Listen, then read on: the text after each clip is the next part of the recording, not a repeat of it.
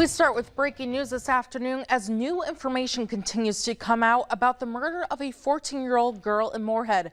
According to court documents, the victim and suspect were in a relationship and had recently broken up. Police arrested 18-year-old Isaac Arndt Fargo. Officials say they plan to file a felony homicide charge and extradite him back to Clay County. Court records say Arndt told police several stories about what happened, but eventually admitted to stabbing Walker about 13 times. He says he then cut her throat, gave her a hug, and stabbed her one more time in the back before dragging her body to the river.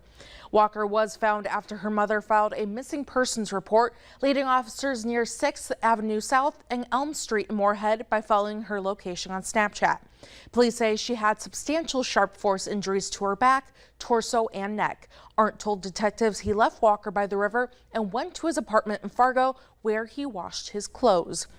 This is a picture of 14-year-old Jayling Walker provided to us by her family. The Moorhead School District says she was a freshman. They say it's a tough time for the district as school is about to start, and they offer condolences to her family. The counseling team is available at Moorhead High School and Horizon East Middle School for staff and students.